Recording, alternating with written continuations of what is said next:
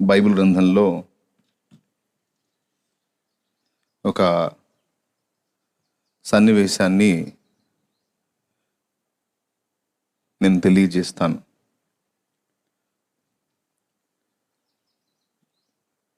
షిలోహులోనున్న ప్రార్థనా మందిరంలో ఏలీ యాజకత్వం చేస్తూ ఉన్న రోజులవి.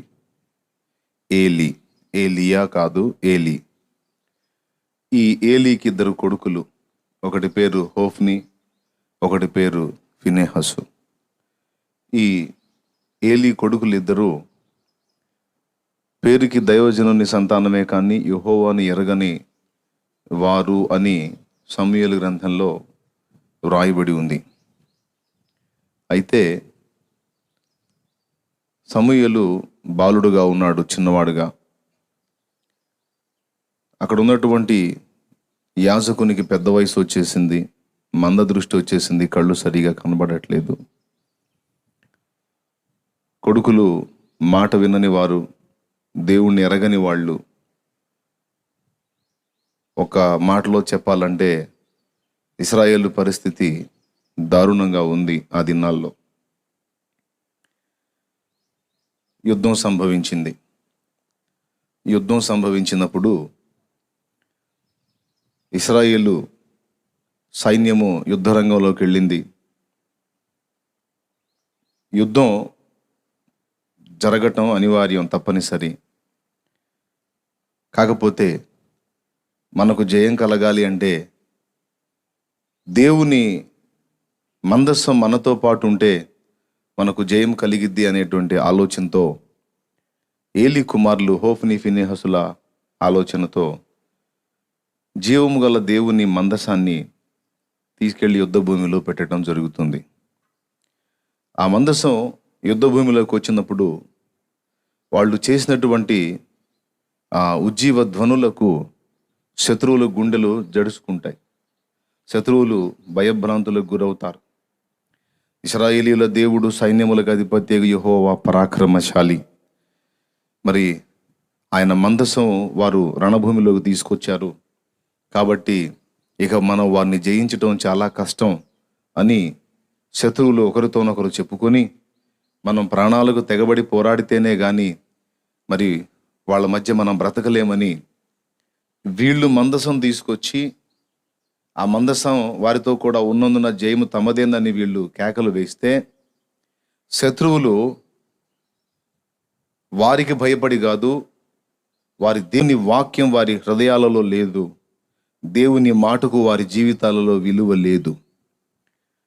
తిరుగుబాటు చేయుట, సోదె చెప్పుటాయను పాపముతో సమానము అని సౌలుతో ప్రభు అంటాడు. ఆ దినాలలో అందరి ధోరణి తిరుగుబాటు ధోరణిగా ఉన్నది. ముఖ్యంగా యాజక సంతానంలో సైతం అదే పరిస్థితి నెలకొన్నందున మందసం వారితో కూడా ఉన్నప్పటికీ దేవుడు వారితో లేడు. Praise the lord. వాళ్ళేమని అనుకుంటున్నారు, మందసం మనతో కూడా ఉంది, సో దేవుడు మనతో ఉంటాడు, ఆయన మనతో ఉంటే మనకు జయమని వాళ్ళు భావించారు. కానీ మందసం వారితో కూడా ఉన్నంత మాత్రాన దేవుని సన్నిధి వారితో ఉండదని వారు గుర్తించలేదు. దేవుని వాక్యం, ఆ వాక్యాన్ని గౌరవించేటువంటి వ్యక్తులంగా మనం ఉన్నప్పుడు ఆయన సన్నిధి మనతో కూడా ఉంటుంది. కొంతమంది బైబిల్ గ్రంథాన్ని దగ్గర పెట్టుకొని పండుకుంటే ఏమీ రావు అనుకుంటారు.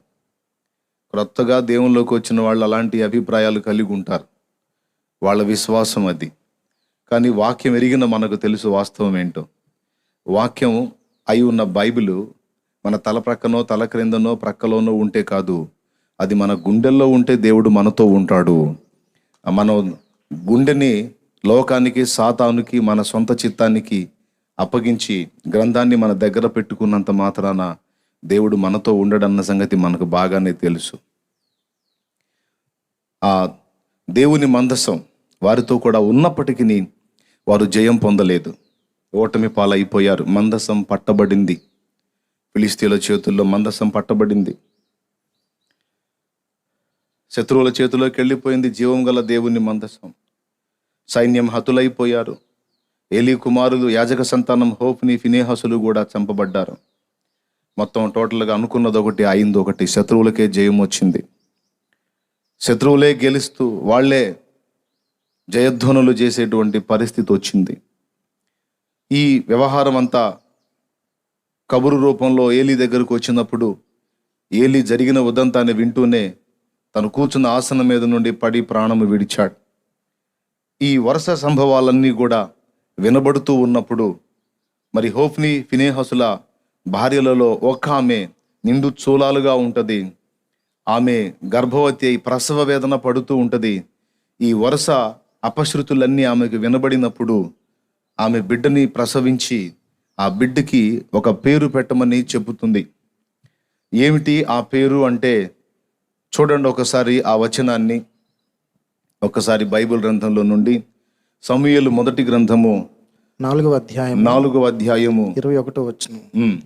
దేవుని మందసము పట్టబడినదన్న సంగతిని తన మామయు పెనిమిటియు చనిపోయిన సంగతి తెలుసుకొని ప్రభావము ఇశ్రాయేలు నుండి పోయినని చెప్పి తన బిడ్డకు ఈకాబోదు అను పేరు పెట్టెను. దేవుని మందసము పట్టబడిపోయినందున ప్రభావము ఇశ్రాయేలు నుండి చెరపట్టబడిపోయినని ఆమె చెప్పెను. ఈకాబోదు అన్న మాటకు ప్రభావము పోయెను అని అర్థము. చాలు, ఒకసారి ఆ మాటను గుర్తించండి, గమనించాలి. ఆ స్త్రీ ప్రసవ వేదన పడి బిడ్డను కనిన ఆ స్త్రీ హృదయంలో ఒక భారాన్ని మనం చూడొచ్చు.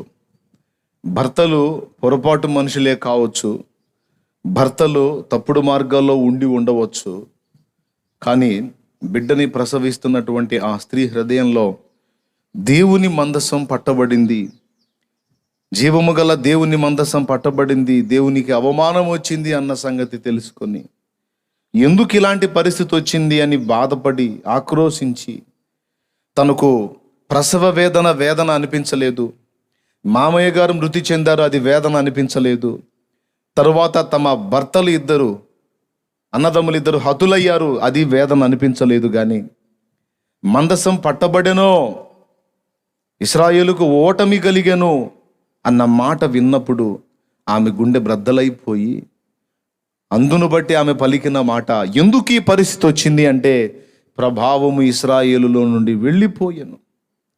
కాబట్టి ఈ సంఘటనలకు గుర్తుగా నాకు పుట్టిన ఈ బిడ్డకు ఈకాబోదు అను పేరు పెట్టండి అనే మాట ఆమె మాట్లాడింది. ఈకాబోదు అంటే ప్రభావము వెడలిపోయెను అని అర్థం. ఈ మాట నేను ఎందుకు గుర్తు చేస్తున్నాను అంటే ఈరోజు క్రైస్తవ సంఘం, సార్వత్రిక సంఘం అంతా కూడా ఈ మాటను గుర్తు చేసుకోవటం ఎంతైనా అవసరమని నేను అభిప్రాయపడుతున్నాను. క్రైస్తవ సంఘంలో ఉన్న ప్రతి దైవజనుడు దైవజనురాలు, ప్రతి పరిచారకుడు పరిచారకురాలు, స్త్రీ పురుష బోధకులు, విశ్వాసులు, యేసు ప్రభు రక్తములో కడగబడిన పరిశుద్ధులందరూ కూడా ఈ విషయాన్ని గుర్తు చేసుకోవలసిన అవసరత ఎంతైనా ఉంది. ఎందుకు అంటే ఈనాడు వాస్తవంగా ఒక సమస్యే కాని సమస్యను చూపించి దాదాపు 6 నెలలుగా జీవము గల దేవుని సన్నిధి, అలాగే అనేక ప్రాంతాలు, బజారులు, వాడలు, పల్లెలు, పట్టణాలు, బజారులు ముళ్ళకంపల చేత బంధించబడి శాపగ్రస్తంగా మారిపోయిన దృశ్యాలను ఈనాడు మనం సభ్య సమాజంలో చూస్తున్నాం. దేవుని సంఘాలలో సైతం ఆరాధనలు ఆగిపోయాయి. దేవుని సన్నిధి నుండి చెల్లాల్సినటువంటి స్తుతి ధూపం, సమాజముగా కూడుట మానకుడి అని చెప్పిన దేవుడు మనల్ని సమాజముగా కూడేదానికి అడ్డగిస్తాడా?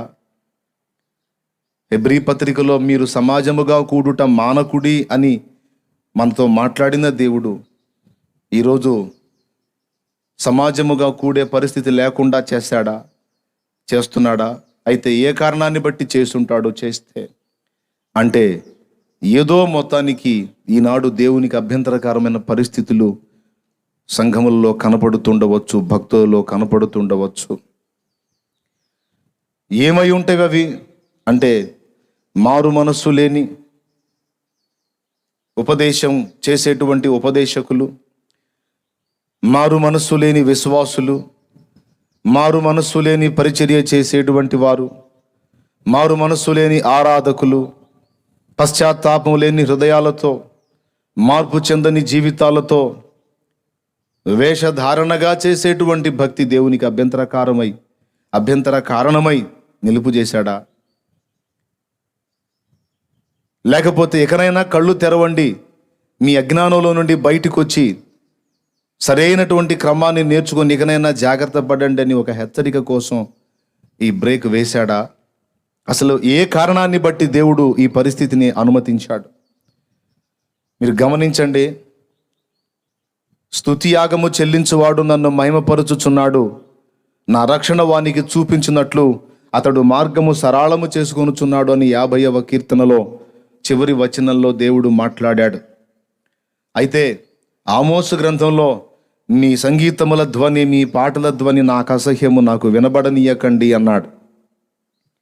స్తుతియాగము చేసేవాడు నన్ను మహిమపరుచుచున్నాడన్న దేవుడు, మీ పాటలు నాకు అసహ్యము, మీ సంగీత ధ్వనులు నాకు అసహ్యము, మీ వాయిద్యములు నా యుద్ధ నుండి తొలగించండి, మీ పాటలు నాకు వినబడనీయకండి అని కోపపడ్డాడు.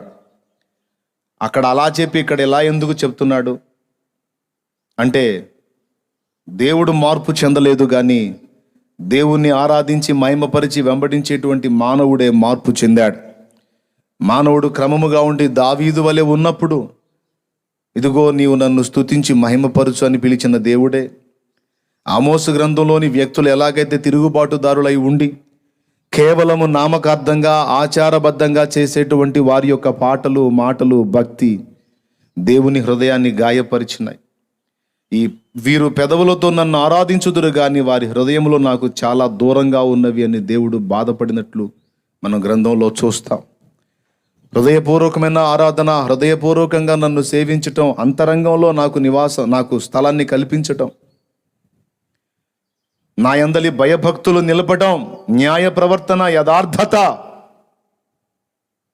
అనేవి ఈ జనులు విసర్జించి వీరు అన్యాయము చేయుదురు, వీరు అపవిత్రులుగా ఉందురు, నా మాటలు వారి వెనకకు త్రోసెదరు, వారి పెదవులతో నన్ను మహిమపరిచెదరు.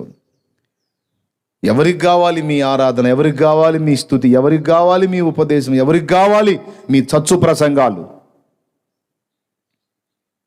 ఎవనికి ఉపయోగం మీ మృత ప్రసంగాలు, మీ మృత ఉపదేశాలు? సారము లేని, ఆత్మలను మండించలేని, సత్తా లేని, ప్రభావము పోయిన ఈ కాబోదు ఉపదేశములు ఎవరికి కావాలి? ఆపండర్రా మీ పనులన్నీ అనుకున్నాడా?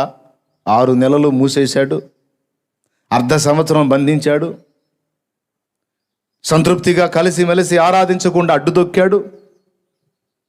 ఏ కారణం చేత అయి ఉండొచ్చు? ఆయన అనుకున్నది ఒకటైతే జరుగుతున్నది ఇంకొకటి అయినందున. ఇదే కారణమా? లేకపోతే విశ్వాస పరీక్ష? లేకపోతే సాతానే ఇలా అడ్డుదొక్కాడా? సాతాను అలా అడ్డుపడ చూస్తే దేవుడు ఎందుకు ఊరుకుంటాడు? దేవుని సెలవు లేకయే వాడు అడ్డు తగలగలడా? అది సాధ్యం కాదే. మరి దీన్ని మనం ఏమనుకుందాం? దీని గురించి మనం ఎలా ఆలోచిద్దాం? దీని విషయంలో మనం ఎలాంటి తీర్మానం చేద్దాం? పోటీ ప్రపంచంలో ఒకరిని చూసి ఒకరు పోటీ పడిపోయి గొప్ప నాయకులుగా ప్రజల ముందు కనబడుతున్న వాళ్ళు ఎవరు కూడా సరైన మాదిరి ఇవ్వలేని పరిస్థితి, జీవసహితమైన ఉపదేశం ప్రజలకు అందించలేని పరిస్థితి. జీవించుచున్నావన్న పేరు మాత్రం ఉన్నది కానీ నీవు మృతుడవే అన్న సాధ్య అనుభవాన్ని గుర్తు చేసే విధంగా నిస్తేజమైన ప్రసంగాలు, సత్తువలేని ఉపదేశాలు, ఆత్మలను మండించలేని ఉపదేశాలు ప్రసంగ పీఠికల మీద వెదజల్లబడతా ఉన్న కారణం. దీనంతటిని చూసి ఏమనిపిస్తుంది? ఏం ఆలోచన వస్తుంది? ఏమైపోతుంది? ఎటు పోతుంది మన ప్రయాణం? మనకు ముందున్న తరాలలో మనం గమనించినట్లయితే, నేను రక్షణలోనికి వచ్చి 18 సంవత్సరాల క్రితం నేను రక్షణలోనికి వచ్చిన తొలి దినాలలో ఆనాడు ప్రజలలో ఒక మంట చూడగలిగాను. నేనున్న ప్రాంతాలలో రక్షణానుభవంలోకి వచ్చినటువంటి ప్రజలలో ఒక ఆత్మ సంబంధమైన మంట చూడగలిగాను. వారికి దేవుని పట్ల భయాన్ని చూడగలిగాను. వాక్యానుసారమైన నడకతో వారు కొంతలు ప్రయాణించడం నేను చూశాను. వారు ఆరాధించినప్పుడు దేవుని మహిమను నేను అనుభవించాను. వారు ప్రార్థనా శిబిరాలలో, వారి కూటములలో దేవుని ప్రసన్నత నేను అనుభవించాను. ఆ కూటముల్లోకి నేను వెళ్ళినప్పుడు ఇది భూలోకమా పరలోకమా అనే విధంగా, పరలోకమేమో అన్నంతగా పరవశించాను, పులకించాను, తన్మయించాను. ఈనాడు చూద్దామన్నా అలాంటి వాతావరణం కనబడటం లేదు. కొద్ది కాలం దేవుని సన్నిధి సహవాసం ఎడమయ్యేసరికి చాలామంది విశ్వాసుల్ని నేను నా కళ్ళబడుతున్నప్పుడు నేను చూస్తున్నాను. వాళ్ళలో ఒక విధమైన నిస్తేజం, ఒక విధమైన నిస్పృహ, ఒక విధంగా చెప్పాలంటే వెనక్కి దిగిపోయిన అనుభవాలు దాదాపు నా కంటబడిన ప్రతి ఒక్కరిలో నాకు అవే కనబడ్డాయి. దీన్ని గూర్చి నా హృదయం చాలా వేదన పడుతుంది, చాలా దుఃఖపడుతున్నాను అంతరంగంలో. అదే మీ ముందు నేను ఉంచుతున్నాను ప్రియులారా. ఆనాడు నేను చూసినటువంటి ఆ ఉజ్జీవం, ఆ ఆత్మీయత, ఆ అంతరంగాల్లో మండించినటువంటి అభిషిక్త సేవకులు, వాళ్ళ నోట నుండి వెలువడిన జీవ సహితమైన దైవ వాక్కులు హృదయాలను బ్రద్దలు చేసి మారు మనసుకు నడిపించాయి. దొంగలు, హంతకులు, వ్యభిచారులు, వేశ్యలు, దుర్మార్గులు, ద్రోహులు, మోసగాళ్ళు, కూనీకోర్లు, దగాకోర్లు, వంచకులు, భయంకరులు మారిపోయి ప్రభు సేవకులయ్యారు. అనేక జీవితాలు మార్చబడ్డాయి. మానవాతీతమైన కార్యాలు ఎన్నెన్నో జరగబడ్డాయి. ఎన్నో అద్భుతమైన స్వస్థతా కార్యాలు జరిగాయి. దయ్యాలు వెళ్ళగొట్టబడ్డాయి. ఈనాడు ఆ విధమైన చైతన్యం, ఆ విధమైన ఆత్మస్పర్శ మనం చూడలేని దౌర్భాగ్య పరిస్థితికి వచ్చాం. సార్దిస్ అనుభవంలో పక్కాగా ఉన్నాం అనడానికి 100% రుజువులు ఉన్నాయి. నేడు ఈ కాబోదు సంఘములుగా తయారైపోయినటువంటి పరిస్థితి నిజంగా ప్రభావం కోల్పోయిన కారణం చేతనే ముయ్యబడ్డాయేమో అనిపిస్తుందండి. దేవునికి స్తోత్రం కలుగును గాక. హల్లెలూయా.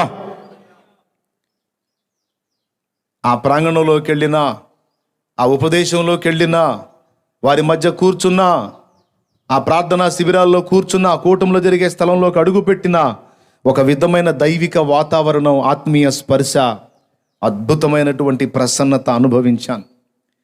ఈరోజు ఆ భక్తుల మాటల్ని గుర్తించే వాళ్ళు కరువైపోయారు. వారు పాడిన పాటను గుర్తించే వాళ్ళు కరువైపోయారు. ఈరోజు ఒక విధమైన రూట్లో సార్వత్రిక సంఘం ప్రయాణం చేస్తుందనేది చాలా స్పష్టంగానే అర్థమవుతుంది. ఆత్మ సంబంధులను గుర్తుపట్టే పరిస్థితిలో నేడు సంఘము లేదు. నవనాగరికత పెరిగి పాత తరం గతించి నూతన తరం వచ్చింది. సెల్ ఫోన్ వాడకం ఎక్కువ శాతం యవనస్తులు చేస్తున్న కారణం చేత యవనస్తుల్లో పెక్కుమంది లోకం మెచ్చి, లోకం నచ్చే, లోకానుసారమైనటువంటి భక్తి క్రమానికి సగం అది సగం ఇది అని కలగా పొలగం చేసి అటు ఇటు కాని భక్తికి అలవాటు పడిపోయారు. ఒకవేళ అప్పటి తరాన్ని చూసి ఆనాటి భక్తిని ఎరిగినటువంటి భక్తులు ఎవరైనా ఉన్నారంటే వాళ్ళలో కొందరు ముసలి వాళ్ళు అయ్యారు, మరికొందరు నడికారు దాటారు. వాళ్ళు చేతుల్లో ఈరోజు సెల్ ఫోన్ వాడకం లేదు. ఎక్కడో అరాకొర ఒకవేళ వాడితే వాళ్ళు మాత్రమే వాళ్ళని గుర్తించి సపోర్ట్ చేయగలుగుతున్నారు. కానీ నేడు యువ సమాజం అంతా కూడా ఈకాబోదుగా మారిపోయింది. ప్రభావం వెళ్ళిపోయింది. మందస్సం వారి దగ్గరే ఉంది కానీ ఓటమి పాలవుతున్నారు. లోకము, లోకాశలు, శరీరము, శరీరాశలు, నేత్రము, నేత్రాశలు జయిస్తూ ఉన్నాయి. ఎందుకని హృదయాల్లో పొడవబడిన అనుభవాలు లేవు? ఎందుకని నిజమైన మారు మనసు కలిగిన అనుభవాలు లేవు? ఎందుకని ఆత్మ తీవ్రత కలిగి ఏకాంతంగా ప్రార్థనలో మూలుగులు లేవు? ఎందుకని జీవసహితమైన జీవజల ఊట వంటి ఉపదేశాలు లేవు? ఎందుకని నిస్సత్వ నిస్తేజమైపోయి మృత ప్రసంగాలు వినబడుతున్నాయి? అంటే వినేవాడు దాన్నే ఇష్టపడుతున్నాడు, చెప్పేవాడు అదే చెబుతున్నాడు. ఎందుకంటే వాడేది ఇష్టపడతాడో అది నేను చెప్పినప్పుడు మాత్రమే వాడు నాకు సపోర్ట్ చేస్తాడు, నా ఛానల్ని సబ్స్క్రైబ్ చేసుకుంటాడు, నా సబ్స్క్రైబ్ సంఖ్య పెరిగిపోతూ ఉంటుంది. దానివల్ల కాస్తో కూస్తో తలసరి ఆదాయం నా చేతికి వస్తుంది. వాడేది వింటాడో అదే వేద్దాం, వాడేది ఇష్టపడతాడో అదే చూపిద్దాం అని లోకములో దేవుడు ఎరగనటువంటి మీడియా ఏదైతే ఉందో, లోకములో దేవుడు ఎరగని అన్యజనులు ఏ సినిమాలు అయితే తీస్తారో, సినిమాలు తీసేవాళ్ళు ఏంది సార్ ఇంత దారుణంగా తీస్తున్నారంటే ఏం చేద్దాం సార్, ప్రజలు అదే చూస్తున్నారు అంటుంది. ప్రజలు అదే చూస్తున్నారు కనుక మేము అయ్యే తీస్తున్నాం. ప్రజలారా మీరెందుకు అయ్యి చూస్తున్నారని ప్రజలను అడిగితే వాళ్ళు అయ్యే చూపిస్తున్నారు, మనం అయ్యే చూస్తున్నాం, చేసేదేముంది అంటున్నారు. వీళ్ళని అడిగితే వాళ్ళ మీద చెప్తున్నారు, వాళ్ళని అడిగితే వీళ్ళ మీద చెప్తున్నారు. ఇది అన్యుడికి తగింది, లోకసుడికి తగింది. ఎందుకంటే వాడు చచ్చిన స్థితిలో ఉన్నాడు, వాడికి మారు మనసు లేదు, సత్యం తెలియదు, వాడు అబద్ధంలో ఉన్నాడు, వాడు సాతాను వశంలో ఉన్నాడు, అంతే చేస్తాడు. కానీ జీవము గల దేవుని ఎరిగినటువంటి దైవ జనాంగం ఈరోజు ప్రయాణిస్తున్న ప్రయాణాన్ని మనం పరిశీలిస్తే బాగా టాపులో కనబడుతున్న వాళ్ళలో దాదాపు ఒక 20 మందిని మనం తీసుకోగలిగితే, ప్రజలందరి చేత గుర్తింపబడిన సంఖ్య ఒక 20 మందిని మనం ప్రత్యేకించి ఈ 20 మంది దగ్గర నుండి ఏది వెదజల్లబడుతుంది అనేది మనం పరిగణలో తీసుకొని చూస్తే దాదాపు మీరందరూ కూడా చూసే ఉంటారు, ఈ లైవ్లో ఉన్న వాళ్ళు కూడా చూసే ఉంటారు. ఏ నోటి నుండి కూడా ఏమొస్తున్నాయి, అందరి తపన ఎలా ఉంది, ఏ విధంగా ఉంది అంటే నేను చెప్పిన పందాలోనే కొనసాగుతుంది. జీవపు డంబపు ఉచ్చులలో పడిపోయి పేరు ప్రఖ్యాతుల కొరకు, గొప్పల కొరకు ఈ విధంగా ముందుకెళ్ళాలి, ఎలా వెళ్ళాలి, ఇలా చేస్తే ప్రజలు, ఇలా చేస్తే ప్రజలు అట్రాక్ట్ అవుతారు, ఆకర్షితులు అవుతారు అని ఏదో భ్రమలలో దేవుని పని చేస్తున్నాను అనుకుంటూనే ఈ కాబోదు పరిచర్య చేసేటువంటి దారుణమైన పరిస్థితుల్లో నేడు టాపులో కనబడుతున్న నాయక గణం అలా దిగజారిపోయింది. అపోస్తలులకు ఒక్కసారి అప్పగింపబడిన బోధ నిమిత్తం పోరాడేటువంటి రోషం కలిగిన భక్తులు కనబడరు. ఎవరైనా ఒకడు అరా కనబడితేనే వాళ్ళని పట్టించుకునేవాడు ఉండడు. ఎందుకంటే సెల్ ఫోన్ వాడే యూత్ అందరికీ కూడా ఫాస్ట్ ఫుడ్ కావాలి. మొత్తం 7 నిమిషాలలోపు మ్యాటర్ అయితే మాత్రమే వాళ్ళు చూడగలుగుతారు. కూర్చొని రాత్రుళ్ళు ఉపదేశాలు విని ఏది నా ఆత్మీయ బాల్య దశలో నేను క్రొత్తగా కళ్ళు తెరిచిన దినాలలో కొన్నిసార్లు 9 గంటలకు ప్రసంగం మొదలు పెడితే 1 గంట వరకు చెప్పిన రోజులు ఉన్నాయి. భక్తులు చచ్చినట్టు అలాగా ఆ అంశం అంతా కూడా అయిపోయిన దాకా విన్న దినాలు నా జీవితంలో కూడా ఉన్నాయి. దేవునికి స్తోత్రం కలుగును గాక. ఈరోజు ఫాస్ట్ ఫుడ్, చైనా ఫాస్ట్ ఫుడ్కి అలవాటు పడిపోయిన మనుషులు ఆత్మీయ జీవితంలో కూడా, ఆత్మీయ ఆహారంలో కూడా ఫాస్ట్ ఫుడ్కి అలవాటు పడిపోయారు.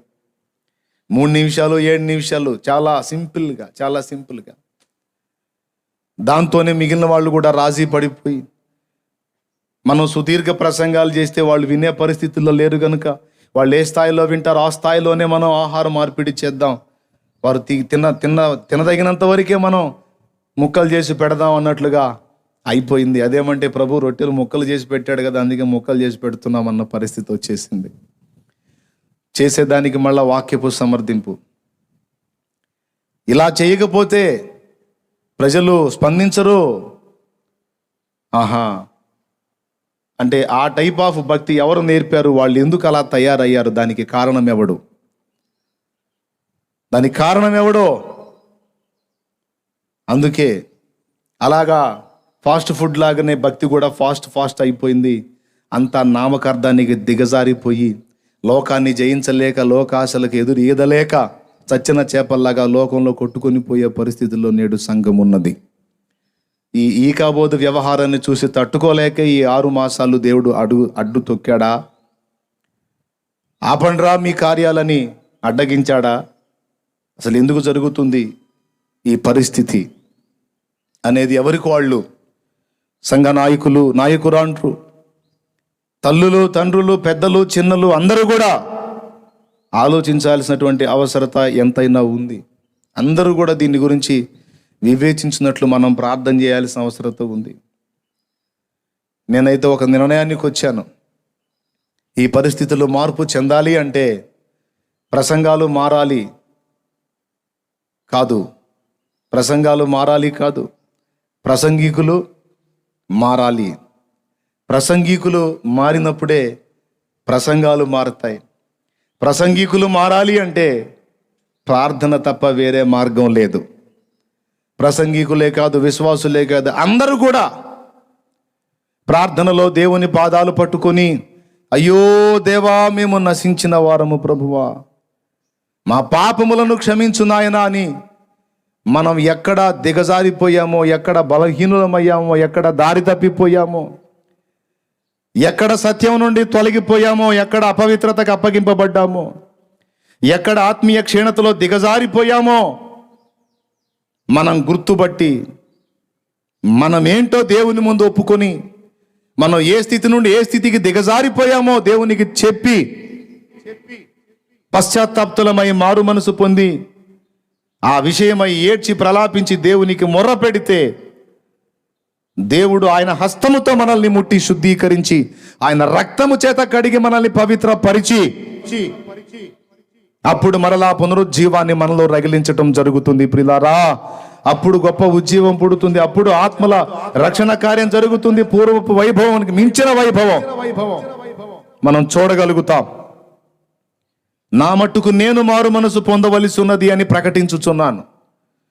మీ మట్టుకు మీరు మారు మనసు పొందాల్సి ఉందని ప్రకటిస్తున్నాను. నేనే కాదు, ప్రతి దైవజనుడు, ప్రతి దైవజనురాలు, ప్రతి పరిచారకుడు, ప్రతి సువార్థికుడు, ప్రతి ప్రవక్త, ప్రతి కాపరి, ప్రతి అపోస్తలుడు ఒక్కసారి తన్ను తాను విమర్శించుకోవాల్సినటువంటి రోజులు ఆసన్నమయ్యాయి, వచ్చున్నాయి. లేకపోతే ఈ కాబోతు పరంపర తప్పదు. ఇది ఇంతే కొనసాగుతూ ఉంటుంది. లోకం అలా అయిపోవడానికి కారణం, మొదటి కారణం ఎవరో చెప్పనా? నేనంటాను క్రైస్తవుడే అని. లోకం ఈరోజు బీభత్సంగా తయారవడానికి కారణం ఎవరు అంటే క్రైస్తవుడే అని చెప్పాల్సి వస్తుంది. ఎందుకు క్రైస్తవుడు అంటే లోకం యొక్క భద్రత క్రైస్తవుడి చేతుల్లో పెట్టాడు దేవుడు. వారి క్షేమము మీ క్షేమానికి కారణమగును గనుక మీరు వారి కొరకు ప్రార్థించండి అని చెప్పాడు ఇర్మీయాలో. వారి క్షేమం కొరకు ఎవడు ప్రార్థించాలి? వారి క్షేమం కొరకు ఎవరు విజ్ఞాపన చేయాలి? లక్షల కొలది ఆత్మలు నాశనమైపోయి అర్ధాంతరంగా చనిపోయి నరకాగ్నికి ప్రయాణం అవుతుంటే కించిత్తు కూడా చీమ గుట్టినట్టు కూడా లేకుండా, భారము, బాధ్యత, బాధ, ఆవేదన, కన్నీరు లేకుండా, స్పర్శను కోల్పోయి ఆత్మీయ కుష్ఠరోగముతో బలహీన పడిపోయినటువంటి మన ఆత్మీయ జీవితాల్లో దేవుడు మరలా తిరిగి స్పర్శ కలిగించున్నట్లు మనం మొర్ర పెట్టవలసి ఉన్నది. అందరూ, ఇందులో ఎవరు కేటాయింపు లేదు. ఈరోజు ఈనాడు ఈ పరిస్థితులు ఇలానే కొనసాగితే చాలా దారుణమైనటువంటి రోజుల్ని మనం చూడాల్సి వస్తుంది ప్రియులారా. ఈరోజు ఏం జరుగుతుంది? అసలు వ్యాధే కాని వ్యాధి ప్రజల్ని ప్రాణాలు తీస్తుంది. అసలు సమస్యే కాని సమస్యతో హాస్పిటల్లో లక్షల రూపాయలు దోచుకొనబడుతున్నాయి. శవాలుగా ఇంటికి వస్తున్నారు. అసలు ఆ తెగులును గురించిన ప్రచారం ఒక హైప్లోకి తీసుకెళ్లి ప్రచారం చేశారు ప్రభుత్వాలు, గవర్నమెంట్లు అన్నీ కూడా ఎక్కడో ఆకాశంలో చూపించి ఈరోజు ఒక్కసారిగా అందులో ఏమీ లేదని చెప్పాలంటే ప్రజల తిరుగుబాటుకు భయపడే పరిస్థితి దాపురించింది. మీడియా విపరీతంగా ప్రచారం చేసిన కారణం చేత విన్న వాళ్ళందరి హృదయాల్లో తెగులును కూర్చున్న భయాన్ని బట్టి మరి క్యూలలో నిలబడి పరీక్షలు చేయించుకొని ఐసోలేషన్ సెంటర్స్కి, గవర్నమెంట్ స్థాపించిన క్వారంటైన్ సెంటర్స్కి వెళ్ళేదానికి కొంతమందికి అవకాశం లేక కాస్తో కూస్తో ఉన్నవాళ్ళు, లేకపోతే కొద్ది గొప్ప అమ్ముకోవడానికి ఏదన్నా ఆస్తులు ఉన్నవాళ్ళు కార్పొరేట్ హాస్పిటల్స్కి, పేరు మోసిన పెద్ద హాస్పిటల్స్కి చేరితే వానికి వేరే సమస్య ఉంటే అది కూడా ఇదే సమస్య అని ప్రతి ఒక్కరిని 1,50,000 రూపాయలు డబ్బులు కట్టించుకొని డైలీ 8,000 రూపాయలని కట్టించుకొని దాదాపు లక్షల రూపాయలు భయంకరమైన దోపిడీ. అంటే 3 నెలలు మోతేశారు కదా, 3 నెలలు మోతేశారు కదా, ఆ బ్యాలెన్స్ కవర్ చేసుకోవడానికి COVID-19 అడ్డం పెట్టి ఇప్పుడు భయంకరంగా మొదలు పెట్టారు. వాళ్ళు చేసే హడావిడి చూసి బాగా నడుచుకుంటా పోయిన వాడిని లోపల పడేసి నోట్లో పైపు పెట్టి, ముక్కులో పైపులు పెట్టి, చెవుల్లో పైపులు పెట్టి గందరగోళం చేస్తే ఏమీ లేనోడి కూడా గుండెల్లో భయం స్టార్ట్ అయిపోయి సచ్చి శవమై వస్తున్నాడు. నాకేదో అయిపోయింది కాబట్టి ఇంత రకమైన పనులు జరుగుతున్నాయి, అమ్మో నాకేదో అయిపోతుంది, నేనేదో అయిపోతున్నానని భయపడి చివరికి వాడి గుండె ఆగిపోయి లక్షల రూపాయలు కుటుంబ సభ్యులు డబ్బులు పెట్టినా అదురుకొని వాడు చచ్చి శవమై వస్తున్నాడు.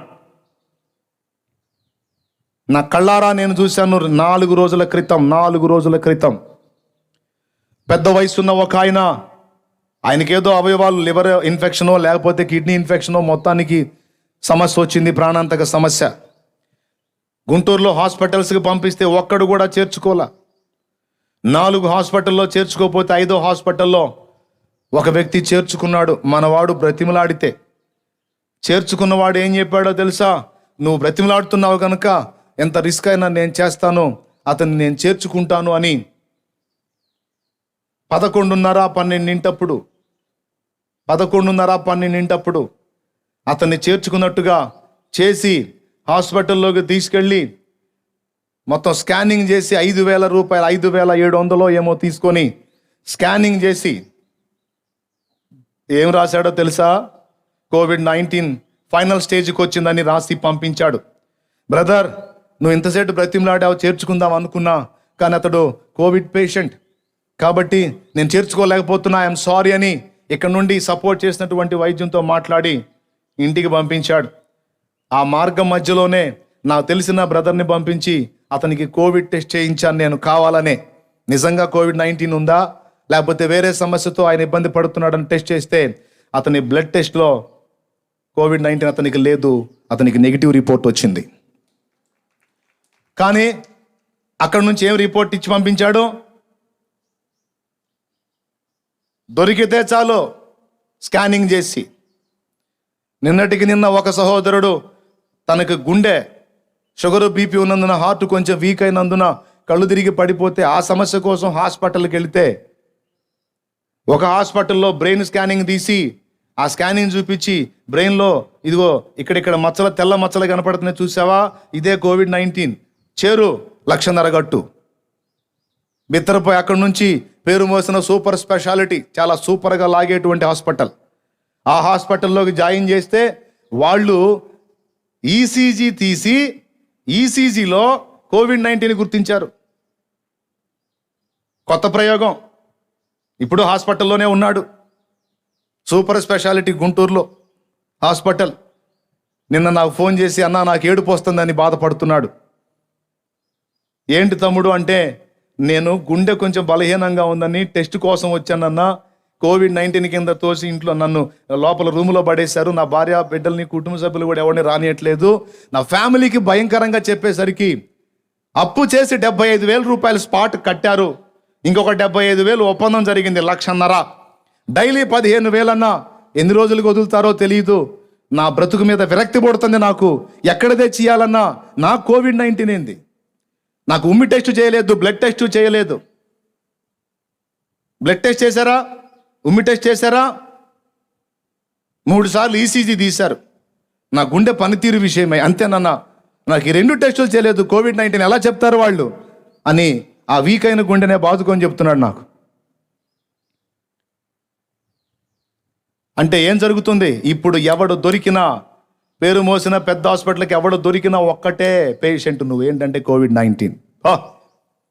వాడికి అది లేకపోయినా సరే వాడిని ఎత్తిన బలవంతంగా రుద్ది లక్షల రూపాయలు అదే ఆ 3 నెలల బ్యాలెన్స్ కవర్ చేసుకోవటానికి తయారైనాయి. ఇష్టమైతే చేరో, లేకపోతే లేదో. ఏం జరుగుతుంది? ఎటుపోతుంది? ఎవరో దీన్ని పట్టించుకునే నాదుడెవరో? ఎందుకు ఇలాగ అయిపోయింది? రోగ భయం చేత, తెగులు భయం చేత ఎందుకు ఇన్ని ప్రాణాలు పోతున్నాయి? ఇదంతా ఎందుకు జరుగుతుంది? దీని విషయంలో క్రైస్తవుడిగా మన స్పందన ఏంటి? లోకం ఇలా అయిపోవటానికి కారణం ఏంటి? దీని విషయంలో మనమేం చేయాలి? నేను చెప్తున్నాను, సమాజం పతనమైంది అంటే దానిలో ప్రధాన ముద్దాయిగా దేవుడు ఎంచేది నిన్ను నన్నే లెక్క అడిగేది. నీ సహోదరుని ప్రాణమును గూర్చి నేను నిన్ను లెక్క అడుగుతానని చెప్పాడు యెహెజ్కేలు గ్రంథంలో. ప్రతిరోజు లక్షల కొలది ఆత్మలు నరకాగ్నికి వెళ్ళిపోతున్నాయి. రక్షణ పొందిన వాళ్ళు సైతం వెనక్కి దిగజారి లోకానుసారులై ఈ కొద్ది కాలంలోనే చాలా మంది మళ్ళా లోకానుసారులుగా కనబడుతున్న పరిస్థితి, ఆ దిగజారిన పరిస్థితి చూడాల్సి వచ్చింది మనం. సో దీని విషయంలో మన స్పందన ఏంటి? లోకం ఒక పక్క అన్యాయంగా, అమాయకంగా బలైపోతుంది. రాత్రి టీవీలో ఒక న్యూస్ చూశాను. తెలంగాణ యశోద హాస్పిటల్లో జరిగినటువంటి ఉదంతం. లబో కొట్టుకుంటుంది. నా బిడ్డ లోపలికి వెళ్ళేటప్పుడు నడుచుకుంటూ వెళ్ళాడు. వాడికి ఒక కిడ్నీ సమస్య ఉంది. వాడికి COVID-19 అని అంటగట్టి వాడిని చంపి శవాన్ని నా చేతికి ఇచ్చారు. 5 లక్షలు ముందే కట్టాను. మరొక 6 లక్షలు తీసుకొని నన్ను తీసుకొచ్చి శవాన్ని తీసుకోమంటున్నారు. బాబోయ్ అని గుండె కొట్టుకుంటుంది. ప్రజలు దారుణంగా మోసపోతున్నారు. తెగులు కాని తెగులు, భయం అనే తెగులు చేత అనేకులు బలైపోతున్నారు. ప్రియులరా, ఇంకెంతకాలం మనం ఇవన్నీ చూస్తూ ఉండాలి? ఇంకెంతకాలం ఈ దారుణాలు మనం అంతా చూసి చూడనట్టు, చీమ గుట్టినట్టు కూడా లేకుండా, స్పర్శ లేకుండా ఉండాలి? సరే, లోకం తీరు పక్కన పెట్టేస్తే క్రైస్తవ సంఘం స్తంభించిపోయిన పరిస్థితి, అనేక సహవాసాలు మూతబడిన పరిస్థితి, సంఘంలోకి వచ్చి ఆరాధన చేసుకోవాలంటే భయం భయం భయం భయం గొలిపే పరిస్థితి. ఎందుకు ఇలాంటి పరిస్థితి వచ్చింది? కాబట్టి దీని విషయంలో మనం ఏం బ్యాలెన్స్ కావాల్సిన అవసరం లేదా? మనం సరిచేయబడాల్సిన అవసరమే లేదా? నో, ఉంది. ఎందుకు ఈ పరిస్థితి వచ్చింది? జాషువా డానియేలు గారి తండ్రి పేరు దానియేలు గారు. దానియేలు గారు కాళ్లకు చెప్పులు కూడా లేకుండా బొమ్మజముడు నాగజముడు చెట్లలోకి వెళ్ళి ఏకాంత ప్రార్థన చేసుకొని, చెప్పులు కూడా లేకుండా, ఇంత ముళ్ళు గుచ్చుకోకుండా, ఇంత రాయి తగలకుండా తిరిగి సంచరించి ప్రార్థన చేసి వచ్చేవాడట. ఆయన కాలుకి ఒకవేళ రాయి తగిలితే అక్కడే తల వంచి, ప్రభువా నేనేం తప్పు చేశాను అని అడిగేవాడట. ఈరోజు నా కాలికి రాయి తగిలింది, ఈవేళ నేనేదో నీకు దుఃఖం కలిగించాను ప్రభువా, నేనేం చేశాను అని అడిగేవాడట. LEF లెమన్స్ ఇవాంజలికల్ ఫెలోషిప్ స్థాపకుడు. అబ్బా, ఎంత సున్నితం అయిపోయింది ఆ హృదయం, ఎంత విరిగి నలిగిపోయింది ఆ హృదయం, ఎంత సమీపం అయిపోయాడు అంటే, ఏదైనా నాకు ఎదురు తగిలింది అంటే నేనెక్కడో నీకు ఎదురు తగిలాను ప్రభువా. ఎక్కడన్నా నాకు ఎదురు ఏదన్నా అయింది అంటే నేను ఎక్కడో నీకు ఎదురయ్యాను ప్రభువా, నన్ను క్షమించని తక్షణమే మారు మనసు పొంది ఆ తప్పునొప్పుకొని దిద్దుకొని పశ్చాత్తాపపడేటువంటి భక్త శ్రేష్ఠులు దాటిపోయారు. సింహాలు చచ్చిపోయినాయి.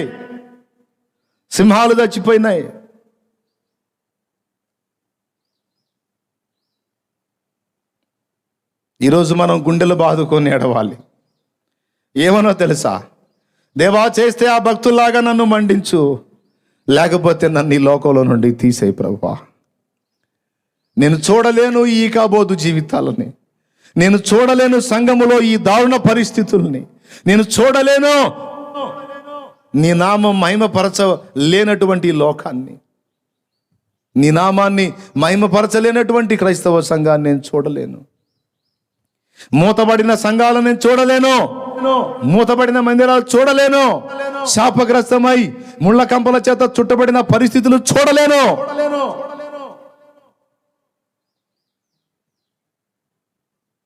ఎంత సరదా అలవాటు పడిపోయారో తెలుసా? అవకాశం ఉన్నవాడు కూడా దేవుని సన్నిధికి వచ్చి ప్రార్థన చేయటల్లా. నేను గమనిస్తా ఉన్నా. ఓకే, ఆదివారం ఆరాధన కలవాల్సిన అవసరం లేదు అనుకుందాం, ఆపామనుకుందాం. చుట్టుపక్కల గ్రామాల్లో అనేక మంది ప్రాంతాల్లో ప్రజలు ఉన్నారు కదా, రోజుకు ఒక బ్యాచ్ వచ్చి చక్కగా మాస్కులే పెట్టుకొని వచ్చి రోజుకు ఒక టైంలో, రోజులో ఒక టైంలో ఒక్కొక్క ప్రాంతం నుంచి ఒక్కొక్క బృందం వచ్చి ప్రార్థన చేసిన దాఖలాలు ఉన్నాయా? అందరూ చక్కగా ఇళ్లలో పెద్ద పెద్ద టీవీలు పెట్టుకున్నారు, సెల్ ఫోన్ లైన్లో పెట్టుకున్నారు. ఇంట్రెస్ట్ ఉంటే మర్చిపోయా లైవ్ వచ్చింది కదూ అని కాసేపు చూసి టైం పాస్ చేస్తున్నారు. లేకపోతే దాన్ని కూడా పక్కన పెడేసి ఎప్పుడోసారి ఏదో ఒకటి చూస్తే దేవుడు హ్యాపీ అవుతాడులే, మనం రోజులో ఒక్కసారన్నా చూడకపోతే ఫీల్ అవుతాడు, కానీ వాక్యాన్ని వినకపోతే ఏదో ఒక టైంలో వినేద్దాములే అని రాజీ పడిపోయి దిగజారిపోయి, అయ్యో ఆయన సన్నిధి సహవాసానికి, పరిశుద్ధుల సాంగత్యానికి నేను దూరం అయ్యాను, ప్రభు సన్నిధికి నేను దూరం అయ్యానని గుండెలు బాదుకొని అవకాశాన్ని, ఏ చిన్న అవకాశాన్ని ఉపయోగించుకొని పరిగెత్తే వారు ఎక్కడున్నారు? 2002వ సంవత్సరంలో ఏప్రిల్ మాసంలో జరిగినటువంటి కూటాల్లో ఏసన్న గారు వచ్చి వాక్యం అందించాడు నరసరావుపేటలో ప్రాంతంలో. వాళ్ళ వ్యక్తిగత జీవితం నాకు అనవసరం, వాళ్ళ పర్సనల్ లైఫ్ నాకు తెలియదు, నాకు అనవసరం. ఆయనదే కాదు, ఎవరిది నాకు అవసరం లేదు, నాది ఇంకొకటికి అవసరం లేదు. కానీ ఆ వేదిక మీద ఉన్నప్పుడు వాళ్ళు మాట్లాడినా, పాడినా, వాళ్ళు ప్రార్థించినా, వాళ్ళు ఉపదేశించిన ఒక ప్రభావాన్ని నేను చూశాను. జోగారు కూటాలకు వెళ్ళాను, ఆయన మాట్లాడుతున్నప్పుడు ఒక ప్రభావాన్ని చూశాను. ఎక్కడెక్కడ అవి జరుగుతాయో అక్కడికల్లా వెళ్ళి ఆ భక్తులు కొందరిని నేను చూడటానికి దేవుడు నా కృపనిచ్చాడు. ఒక అద్భుతమైన ఆత్మీయ స్పర్శ. ఎంత మాధుర్యం అంటే ఆ కూటమిలో నేను భూలోకంలో ఉన్నానా పరలోకంలో ఉన్నానా నాకు అర్థం కాల. ఒకరినొకరు కలుసుకొని వందనాలు చెప్పుకొని ఒకరితో ఒకరు ప్రేమగా మాట్లాడుకుంటూ పలకరించుకుంటూ ఒకరికొకరు సహకరించుకుంటూ ఆరాధన చేసేటప్పుడు అందరూ కలిసి అన్యోన్యంగా ఆరాధన చేస్తూ అక్కడి నుండి స్తుతి యాగము బయలుదేరి ఆ కీర్తనలు, ఆ మాటలు, ఆ ఉపదేశాలు అవన్నీ వింటున్నప్పుడు మైమరచి పులకించి కన్నీరు మున్నీరై ఒక అద్భుతమైన మధురమైన అనుభూతి నేను అనుభవించాను కాబట్టి చెప్తున్నా. ఈరోజు నా గొప్ప ఏడుపది. దేవా, ఆ రోజే కాలం అలా ఎందుకు ఆగిపోలేదు అని ఎన్నోసార్లు ఏడ్చుకున్నాను నేను. ఆ రోజే ప్రపంచం ఎందుకు స్తంభించిపోలేదు. కొంతమంది ఏవేవో చెప్పుకుంటారు, భక్తులను గురించి పనికిమాలిన మాటలు ఏవో చెప్పుకుంటారు. నాకు అనవసరం. నేను ప్రతి దైవజనుని ప్రేమిస్తాను, గౌరవిస్తాను. రేపటి రోజున ఆగస్టు 8 కదా, రేపు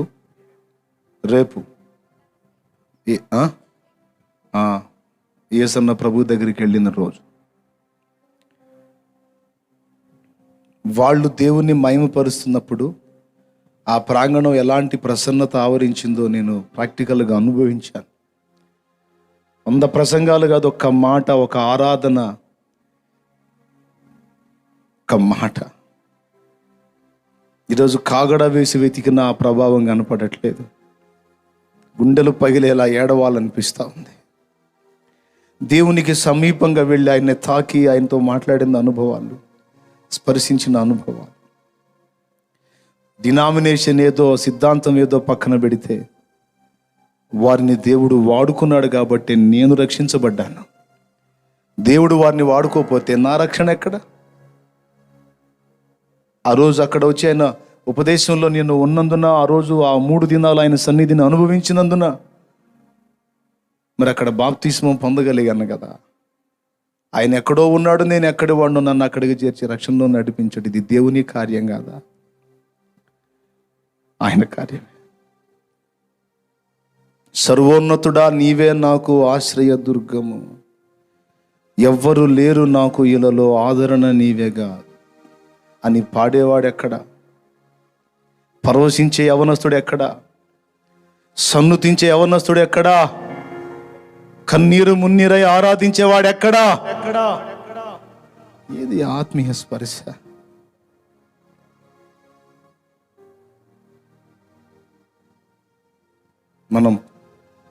మనం సాధన చేయాలి, పోనీయకూడదు, ప్రభావాన్ని పోనీయకూడదు. వారి ఆత్మీయ స్పర్శను వారసత్వ సంపదగా మనం కాపాడుకుంటూ రావాల్సింది, దాన్ని పోగొట్టుకోకూడదు. ఒక అద్భుతమైన అనుభూతి ఆ సాయంత్రపు వేళ ఆ ప్రజా సందోహంలో.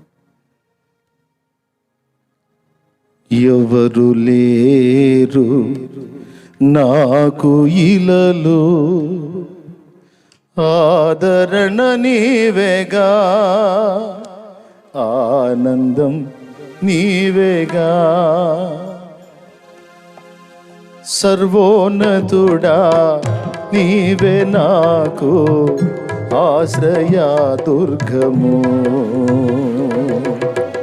సర్వోన్నతుడా నీవే నాకు ఆశ్రయ దుర్గము.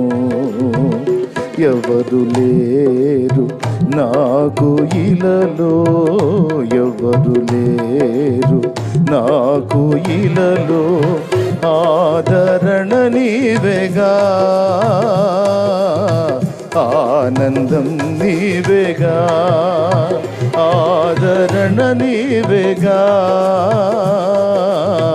ఆనందం నీవేగా.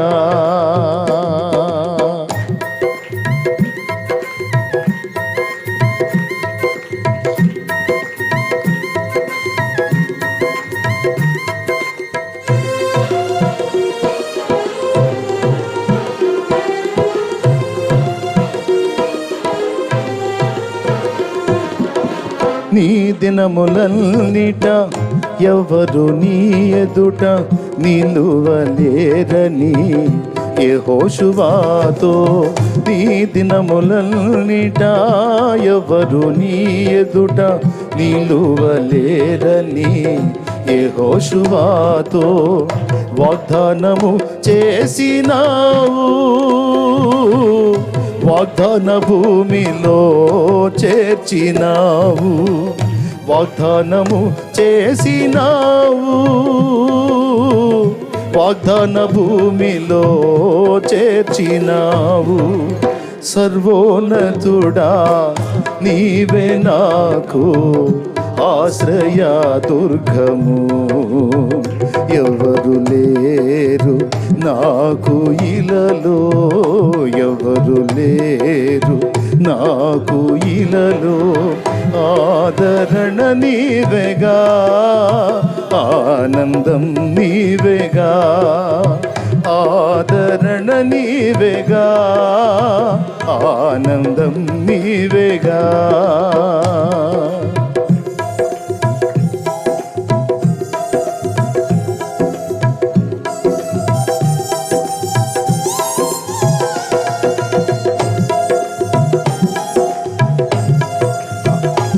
ఫోటో ఉంటాయిరా, పెద్ద ఆయన ఫోటో ఉంటాయండి రా, చూడండి అలా మొక్కలన్న చూడండి, చూపించండి రా జనాలకి. మర్చిపోయారు చాలామంది. నిందల పాలై నిత్య నిబంధన నీతో చేసిన దానియేలుకు, నిందల పాలై నిత్య నిబంధన నీతో చేసిన దానియేలుకు సింహాసన మీచినావు. సింహాల నోళ్లను మూసినావు. సింహాసన మీచినావు. సింహాల నోళ్లను మూసినావు. సర్వోన్నతుడా నీవే నాకు ఆశ్రయ దుర్గము. సర్వోన్నతుడా నీవే నాకు ఆశ్రయ దుర్గము. ఎవరు లేరు నాకు ఇలలో, ఎవరు లేరు నాకు ఇలలో. ఆదరణ నీవేగా, ఆనందం నీవేగా. ఆదరణ నీవేగా, ఆనందం నీవేగా.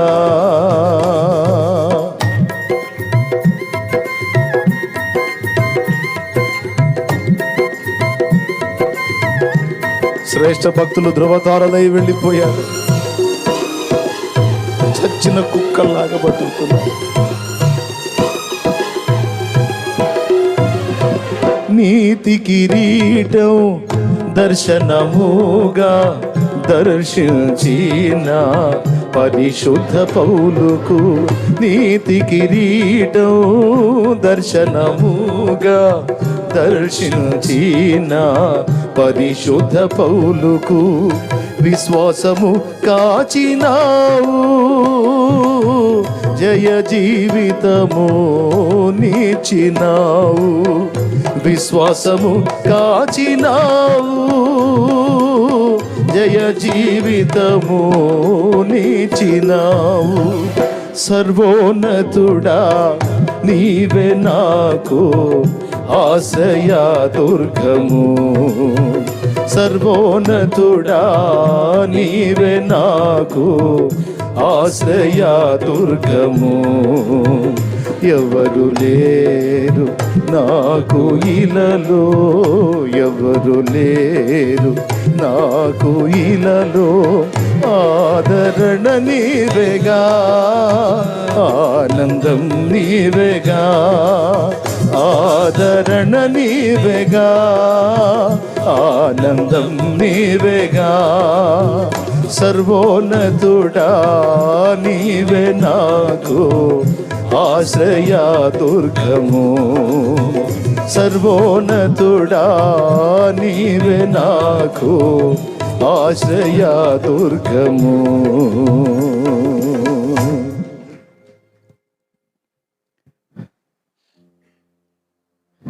ఊళ్ళని, గ్రామాలని, పల్లెల్ని, పట్టణాలని, ప్రాంతాలని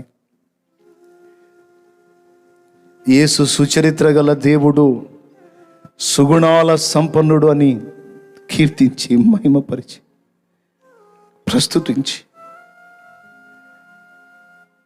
నా చేత్తో పిడికిలితో అన్నం తినేంత ఓపిక నాకున్నంత వరకు నేను ఆయన్ని మహిమపరుస్తాను, ప్రకటిస్తానని హారతి కర్పూరంలా నిలువెల్ల జీవితం అంతా ఆయన కొరకు అలా కరిగిపోయినటువంటి భక్తులు పోయారు, బలహీనులు నిలిచారు. వేదికల మీద ఈనాడు భక్తులు, ఆ స్థాయి వ్యక్తులు కనుమరుగైపోయారు. ఎన్నోసార్లు గుండెలు బాదుకొని ఏడ్చారు. నన్నెందుకు ఉంచావయ్యా, నన్ను తీసుకున్నా వాళ్ళని ఉంచుకుపోతే, నాలాంటి వాళ్ళు ఉండటం కన్నా వాళ్ళు ఉంటే మంచిది కదా, ఇది నీ చిత్తమా నేను ఉండటం అని.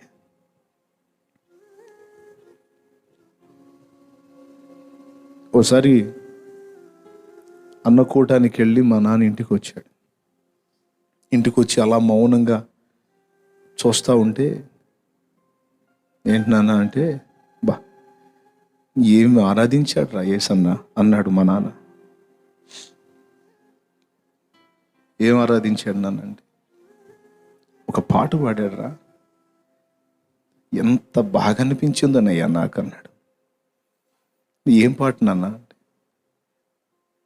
నా దీపము యేసయ్యా నీవు వెలిగించావు, సుడిగాలిలోనైనా జడివానలోనైనా నువ్వు వెలిగించిన నా దీపం ఆరిపోదు అని ఆయన ఆరాధిస్తుంటే, నేను భూమి మీదనే పరలోకం అనుభవించానయ్యా అని మా నాన్న చెప్పాడు. చాలాసార్లు గుర్తు చేశాడు మా నాన్న. తుది శ్వాస విడిచేంత వరకు ఆయన జ్ఞాపకాల్లోకి అంశం తీసుకొచ్చినప్పుడల్లా ఆయన్ని గుర్తు చేశాడు. పులకించిపోయాడు. నా దీపము యేసయ్యా నీవు వెలిగించినావు, సుడిగాలిలోనైనా జడివానలోనైనా ఆరిపోదులే నీవు వెలిగించిన దీపము. అలా ఆరాధించాలయ్యా దేవుణ్ణి అన్నాడు మా నాన్న. అలా పరవశించి ఆరాధించాలయ్యా. విన్న హృదయాలన్నీ ధవిస్తాయి. నేనెంత తేలికయ్యానో, నేనెంత తృప్తి చెందానో అని మా నాయన పదే పదే గుర్తు చేశాడు. అరే ఫోటో వేయండి రా, అరే ఎన్నిసార్లు చెప్పాలరా, చూపించండి రా, కాస్త అర్థమయ్యే ముఖం వేయండి.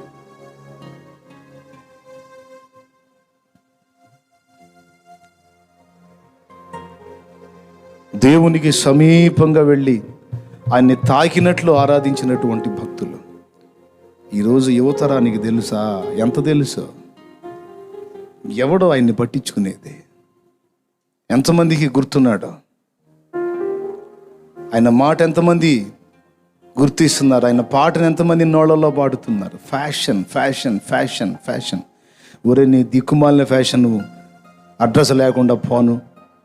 ఏం ఫ్యాషన్ రా మీ ఫ్యాషన్? మీ సంగీతం, మీ భాష, మీ భక్తి తగలబడ. కమ్మని ఆత్మీయత ఆయన వరం. అదే నా తండ్రి చెప్పాడు నాకు, అదిరా ఆరాధించే పద్ధతి అని. అలారా దేవుణ్ణి తాకాలి, అలారా దేవుణ్ణి స్పర్శించాలి, అలారా దేవుణ్ణి మహింపరచాలి, పులకించాలి అని కలవరిస్తా చెప్పాడు మా నాయన. పాట ఏమిటి అని అడిగాను. పాడాడు, మా నాన్న పాడాడు. నా దీపము యేసయ్యా నీవు వెలిగించినావు, సుడిగాలిలోనైనా జడివానలోనైనా ఆదిపోతులే నీవు వెలిగించిన దీపము. నీవు వెలిగించిన దీపము, నీవు వెలిగించిన దీపము, నా దీపము యేసయ్యా నీవు వెలిగించినావు, సుడిగాలిలోనైనా జడివానలోనైనా ఆరిపోదులే నీవు వెలిగించిన దీపము. నీవు వెలిగించిన దీపము, నీవు వెలిగించిన దీపము.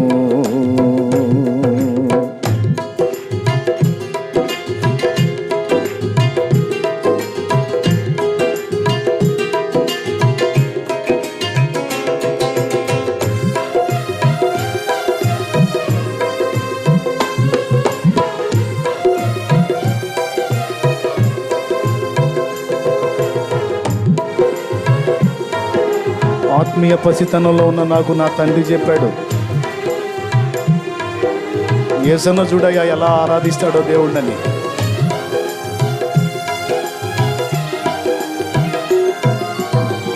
ఆరని దీపమై దీప్యమానమై నా హృదయ కోవెలపై దీపాల తోరణమై,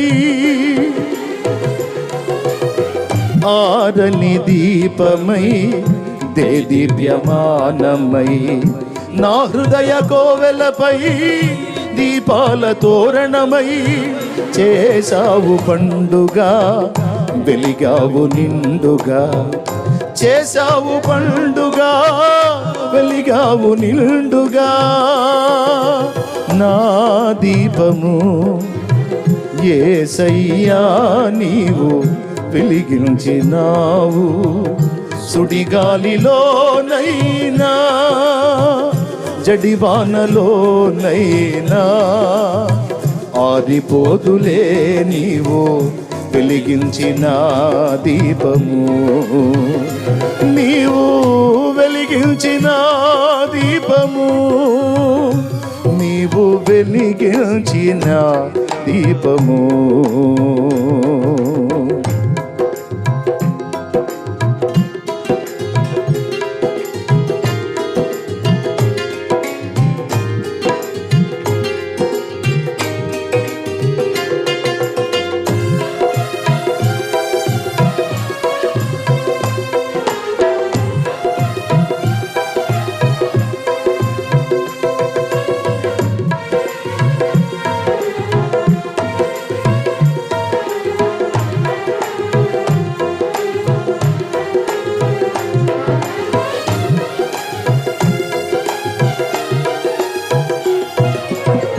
మారని నీ కృప నన్ను వీడనన్నది, మర్మాల బడిలోన సేద తీర్చుచున్నది.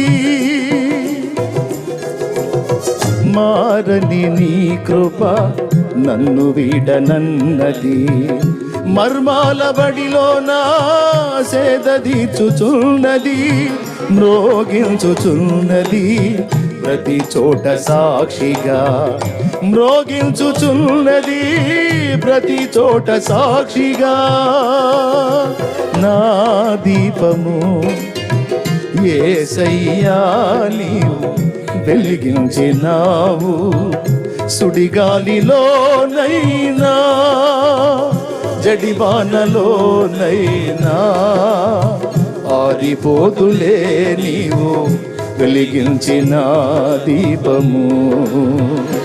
నీవు వెలిగించిన దీపము, నీవు వెలిగించిన దీపము.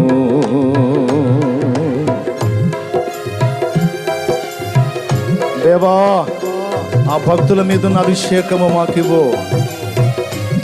ఆ ప్రభావంతో మమ్మల్ని నింపు. నిన్ను మహిమపరుచుకొని, ఆరాధించుకొని, కీర్తించుకొని, ప్రకటించి ఊరు, వాడ, పల్లె, పట్టణం, దేశం, రాష్ట్రం ఆగని హోరులో ఆదిన నేలపై నా ముందు వెలసితివే సైన్యములకు అధిపతివై.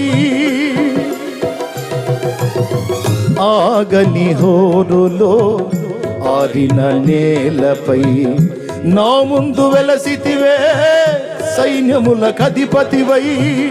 పరాక్రమశాలివై నడిచావు కాపరిగా, పరాక్రమశాలివై నడిచావు కాపరిగా, పరాక్రమశాలివై నడిచావు కాపరిగా, పరాక్రమశాలివై నడిచావు కాపరిగా.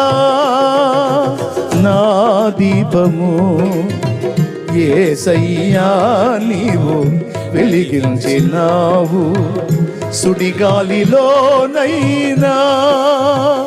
జడివానలోనైనా ఆరిపోదులే నీవు వెలిగించిన దీపము. నీవు వెలిగించిన దీపము, నీవు వెలిగించిన దీపము, నీవు వెలిగించిన దీపము, నీవు వెలిగించిన దీపము, నీవు వెలిగించిన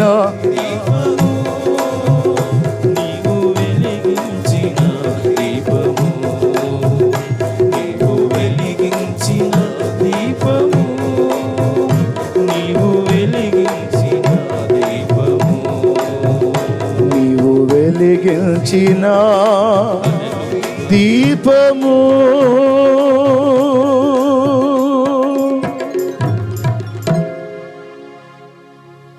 హల్లెలూయా, హల్లెలూయా, హల్లెలూయా. ఒకరు ప్రార్థన చేద్దాం, ఇంకొకరు ప్రార్థన చేద్దాం. స్తోత్రం, స్తోత్రం, హల్లెలూయా.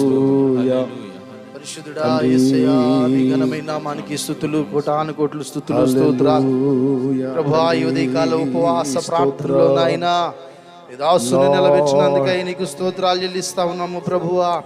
ఇదిగో నాయనా, నేటి సంఘాలు ప్రభావం కోల్పోయిన స్థితిలో ఉన్నవి అని మరొక్కసారి మమ్మల్ని హెచ్చరించినందుకు, మమ్మల్ని సరి చేసినందుకై నీకు స్తుతులు చెల్లిస్తా ఉన్నాము ప్రభువా. మాకంటే ముందు ఉన్న భక్తులు ఎంతో మంది నైనా ప్రభావంతో నింపబడి నిన్ను హత్తుకున్నారు నైనా, నీకు స్తోత్రాలు. ఇదిగో నేటి సంఘాల అలాంటి ప్రభావం కనిపించడం లేదని, ప్రతి ఒక్కరు ప్రభావంతో నింపబడాలని మీరు మాతో మాట్లాడినందుకై నీకు స్తోత్రాలు చెల్లిస్తా ఉన్నాము ప్రభువా. ఇదిగో ఏలియా పడిపోయిన బలిపీఠాన్ని లేవనెత్తినప్పుడు ప్రభువా, నీ పరిశుద్ధాత్మగ్నిని దాని మీద దించినట్లుగా నాయనా ఈ రోజు పడిపోయిన బలిపీఠాలన్నిటిని మీరు లేవనెత్తండి. ప్రభావాలు కోల్పోయిన ప్రతి ఒక్క బిడ్డను నాయనా ఈ ప్రభావాలతో నింపండి తండ్రి. ఈ పరిశుద్ధాత్మ అభిషేకము ప్రతి ఒక్క బిడ్డ మీద మీరు నింపండి నాయనా, నీకు స్తోత్రాలు నాయనా. ఇత్యాది భక్తులు మీరు వాడుకున్న రీతిగా వారి మీదను ఉంచిన అభిషేకం ఉంచినట్లుగా ప్రభువా, ఇదిగో నాయనా నేటి భక్తుల మీదను, సేవకుల మీదను, విశ్వాసుల మీదను ప్రభువా అలాంటి అభిషేకాన్ని మీరు కుమ్మరించండి తండ్రి, నీకు స్తోత్రాలు. ప్రతి ఒక్కరిని ప్రభావంతో నింపబడి నాయనా నిన్ను హత్తుకొని ప్రభువా, ఇదిగో నాయనా వాడబారని కిరీటము పొందుకున్నట్లుగా నీ బిడ్డలందరినీ మరి నాయనా మీరు ఆయత్తపరచండి తండ్రి, నీకు స్తోత్రాలు. అటు అభిషేకాన్ని, అటు ప్రభావాన్ని నీ బిడ్డలందరి మీద నింపండి నాయనా, నీకు స్తోత్రాలు. రాబోతున్న దినాల్లో ప్రతి ఒక్క సంఘంలో నాయనా గొప్ప ఉద్యమం లేపబడినట్లుగా అలాంటి అభిషేకాన్ని మా అందరికి మీరు దయచేయండి. చల్లారిపోయిన ప్రతి ఒక్కరిని నాయనా మళ్ళీ నాయనా నీ అగ్ని చేత మండించండి, మీరు రగిలించండి ప్రభువా, నీకు స్తోత్రాలు చెల్లిస్తున్నాం ప్రభువా. దాసు నిలబెట్టి మరొక్కసారి మమ్మల్ని రేపినందుకై నీకు కృతజ్ఞతాస్తుతులు చెల్లిస్తూ యేసు నామములో ప్రార్థిస్తా ఉన్నాను తండ్రి, ఆమేన్. ఆ ప్రారంభ దినాల్లో మందిరంలోకి వెళ్ళినప్పుడు చాలా కఠినమైన శ్రమలలో దేవుని సన్నిధికి వెళ్ళటం జరిగింది. ఆ కఠినమైన శ్రమల్లో ఆ మాటలు, ఆ వాగ్దానం, ఆ పాట ఎంతో తృప్తిని, ఎంతో ఆదరణని, కొండంత ధైర్యాన్ని నింపింది. మనోబలం దేవుని మాటల్లోనే మనకు దొరుకుతుంది.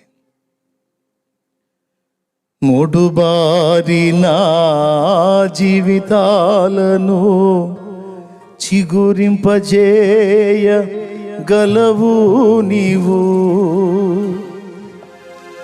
మారానుభవం మధురముగా మార్చగలవు నీవు. మోడుబారిపోయిందా నీ జీవితం? నా ప్రభు అయిన యేసుక్రీస్తు కొత్త చిగుర్లు పెట్టేటట్టు చేస్తాడు నిన్ను. మారాలాగా చేదైపోయిందా నీ జీవితం? దాన్ని మధురమైన అనుభవాల్లోకి తీసుకొస్తాడు నా ప్రభు అయిన యేసుక్రీస్తు అని పలుకుతూ పాడుతుంటే చాలా ఈ జన్మకి అనిపించింది. కొండల్లాంటి శ్రమలు కూడా శ్రమలు అనిపించాల.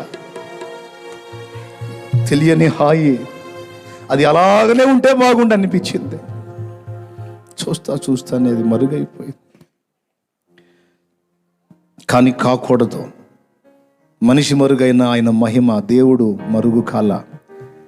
ఈ తరంలో మనం నిలబడితే ఆ అభిషేకాన్ని మన మీద పోసి మనల్ని వాడుకోవటానికి సమర్థుడు. హల్లెలూయా! ఎంత హాయో. ఈరోజు కూడా ఆ వాగ్దానం సజీవమే. ఈరోజు కూడా వాక్యం సజీవమే. ఈరోజు మీకు కూడా చెప్తున్నాను.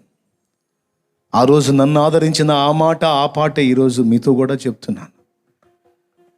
మోడుబారిన జీవితాలు ఎవరూ తిరిగి చిగుర్లు పెట్టించలేరు, కానీ మన ప్రభు అయిన యేసుక్రీస్తు మోడులో కూడా చిగుర్లు మొలిపించగల దేవుడు. ఇశ్రాయేలు అరణ్య యాత్రలో మారాకు చేరినప్పుడు అక్కడి నీళ్లు చేదాయను. లక్షల మంది జనులు త్రాగుటకు నీరు లేదు, నీరు ఉన్నను చేదు. దేవుడు మోషేతో మాట్లాడాడు, ఒక చెట్టు కొమ్మ నరికి అందులో వేయమని. అది వేసినప్పుడు చేదైన మారా నీళ్లు మధురములాయను. వారు త్రాగిరి, వారి పశువులకు త్రాగనిచ్చిరి. మోడుబారిన జీవితాలను చిగురింపజేయగలవు నీవు, మోడుబారిన జీవితాలను చిగురింపజేయగలవు నీవు, మారానుభవం మధురముగా మార్చగలవు నీవు, మారానుభవం మధురముగా మార్చగలవు నీవు.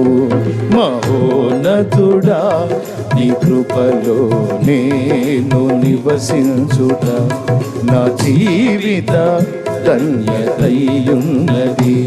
మహోన్నతుడా, నీ కృపలో నేను నివసించుట, మహోన్నతుడా, నీ కృపలో నేను నివసించుట, మహోన్నతుడా, నీ కృపలో నేను నివసించుట నా జీవిత ధన్యతయున్నది.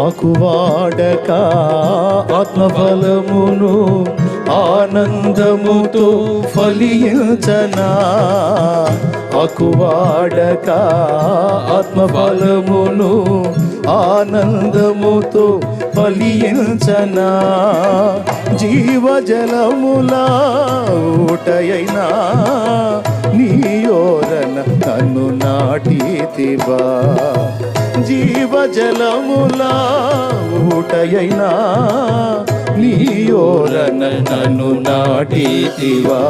మహోన్నతుడా నీ కృపలో నేను నివసించుట నా జీవిత ధన్యతయున్నది. మహోన్నతుడా నీ కృపలో నేను ఆమేన్. గ్లోరీ నీ కృప మహిమ నేను నా యేసుకే. మహోన్నతుడా నీ కృపలో నేను నివసించుట నా జీవిత ధన్యతై ఉన్నది. అది మహిమ చెల్లాలి యేసుకే.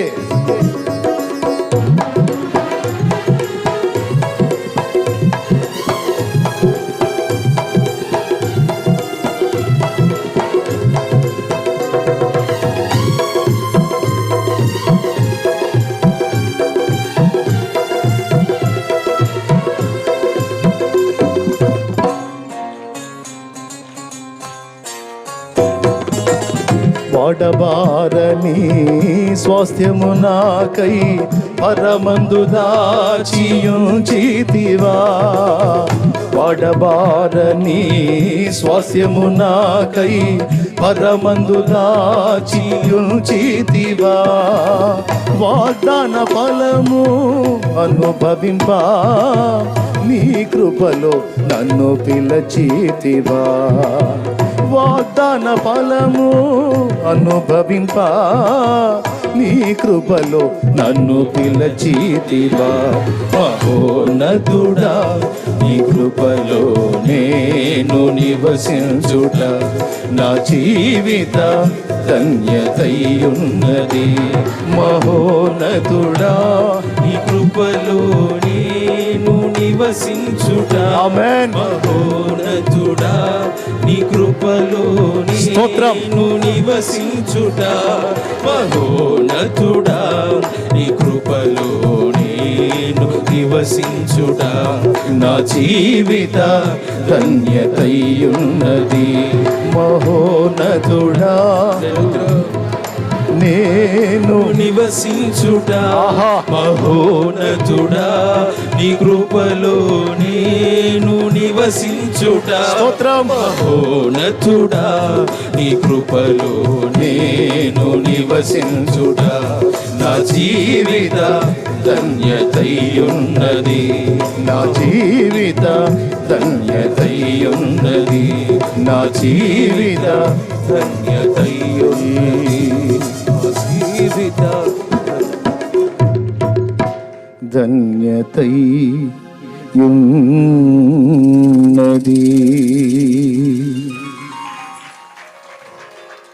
హల్లెలూయా. అందరం గట్టిగా చెప్దామా?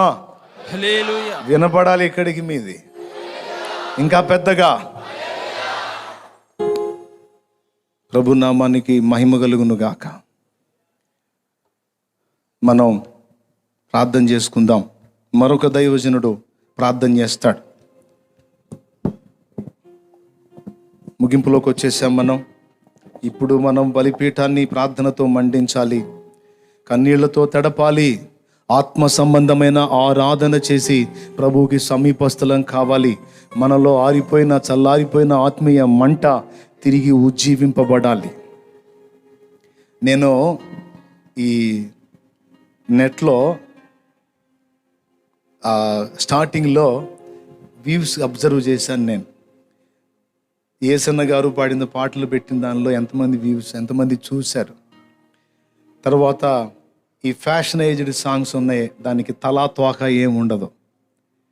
దానిలో ఒక ఆత్మ సంబంధమైన విలువైన మాధుర్యంతో కూడిన మాటలు కానీ, తాళం కానీ, రాగం కానీ, శ్రావ్యత కానీ, ఆ ఆత్మీయ స్పర్శ కానీ ఏం ఉండదు. ఆ తలా తోక లేని పాటలకేమో మిలియన్స్ వ్యూస్ ఉంటాయి. ఆత్మీయులు అద్భుతమైన ఆత్మ సంబంధమైన ఆరాధనతో పాడిన పాటలకేమో లక్షలు కూడా కనపడవు, వేలు కూడా అంతంత మాత్రంగా కనపడతాయి. అంటే ఒక తరమే గతించిపోయినట్టు అయిపోయింది ఈరోజు సమాజం. ఈరోజు నవనాగరికతలో నిండిపోయి చెడిపోయిన చెవులు కలిగిన వాళ్ళు ఎక్కువ మంది అయిపోయారు. చెవులు చెడిపోయినాయి. ఏమైపోయినాయి? చెవులు చెడిపోయినాయి. దురద చెవులు వచ్చేసినాయి. అందులో ఏ పాట ఎలా ఉందో, ఎందులో ఆత్మీయత ఉందో గుర్తుపట్టే పరిస్థితి లేదు.